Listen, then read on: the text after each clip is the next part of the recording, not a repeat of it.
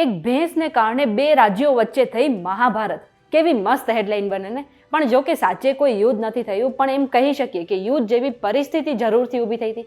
હવે અત્યારે દુનિયામાં અનેક દેશો વચ્ચે યુદ્ધ ચાલી રહ્યું છે અને તેની પાછળ મોટા મોટા કારણો છે. આપણે તેના વિશે ચર્ચા નથી કરવી, પણ આપણે આ ભેંસ વિશે ચર્ચા કરીએ તો એક ભેંસને કારણે બે રાજ્યોના લોકો વચ્ચે એટલી મોટી અથડામણ થઈ કે જે પોલીસ છે એને પણ ઇન્વોલ્વ થવું પડ્યું અને છેલ્લે એવો નિર્ણય કરવામાં આવ્યો કે આ ભેંસનું DNA ટેસ્ટ કરવામાં આવશે અને ખબર પડશે કે આ જે ભેંસ છે એ કયા રાજ્યની છે.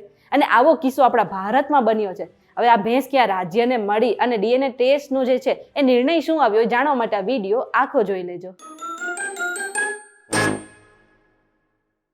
VTVGujarati.com પર તમે જોઈ રહ્યા છો અજબ ગજબ ને મારું નામ છે મેઘા. હવે આ ભેંસ વિશે જાણતા પહેલા એક કામ કરો કે પ્લે સ્ટોર પર જઈને તમે મારી એપ્લિકેશન ડાઉનલોડ કરી લો.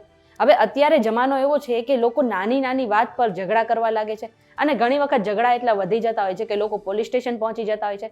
અને આ સિવાય પહેલાનો જમાનો એવો હતો જ્યાં રાજા મહારાજા જ્યારે ઝઘડો કરતા ત્યારે તો યુદ્ધ થઈ જતા. જો કે હવે જમાનો બદલાઈ ગયો છે, સ્થિતિ બદલાઈ રહી છે, છતાં પણ અત્યારે લોકો ઝઘડા કરે છે, પણ હવે નાની નાની વાતોમાં યુદ્ધ નથી થતા. જો કે હવે ફરીથી એક વખત જમાનો બદલાઈ રહ્યો એવું લાગી રહ્યું છે, કારણ કે યુદ્ધ ફરીથી શરૂ થઈ રહ્યા છે. જો કે આપણે હવે આવી મોટી મોટી વાતો પર ચર્ચા નથી કરવી, આપણે કરીએ આ ભેંસ પર ચર્ચા. તો આ જે ભેંસ છે એ એક રાજ્યમાંથી બીજા રાજ્યમાં ચાલી ગઈ હતી અને એ બાદ હવે આ ભેંસને લઈને બે રાજ્યો વચ્ચે ઘણો મોટો ઝઘડો થયો હતો અને અંતે ભેંસનું DNA ટેસ્ટ કરવાની પણ ફરજ પડી હતી. આ પ્રશ્ન એ થાય કે બે રાજ્યો ક્યાં છે? તો આ બે રાજ્યો ભારતમાં આવેલ કર્ણાટક અને આંધ્રપ્રદેશ છે.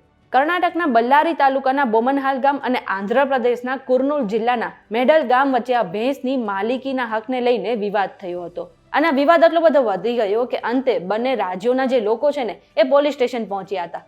વાત એમ હતી કે જે બોમનહાલની 5 વર્ષની જે ભેંસ હતી તેમને એ લોકોએ જે સરહદ પર બાંધીને રાખી હતી, પણ ધીરે ધીરે પછી જ્યારે તે ભેંસ ગોચરમાં ગઈ તો એ 20 કિલોમીટર આગળ પહોંચીને મેડલ ગામમાં પહોંચી ગઈ હતી. હવે ત્યાંના લોકોએ આ ભેંસને પોતાની પાસે રાખી લીધી. જ્યારે બોમનહાલના લોકોને ખબર પડી કે તેમની ભેંસ ખોવાઈ ગઈ છે ત્યારે તેઓ 20 કિલોમીટર ગયા અને મેડલમાં જઈને પોતાની ભેંસ પાછી લેવા ગયા. પણ ત્યારે મેડલના લોકોએ કહી દીધું કે આ ભેંસ અમારી છે અને તમારી નથી. હવે બોમનહાલના લોકો કહી રહ્યા છે કે આ જે ભેંસ છે તેની માતા તેમના વિસ્તારમાં રહે છે અને આ જે વાછડું છે એ ત્યાં ખોવાઈ ગયું છે અને આ લોકોએ ત્યાં રાખી લીધું છે. જો કે મેડલના લોકો એવું કહી રહ્યા છે કે આ ભેંસ એમની છે.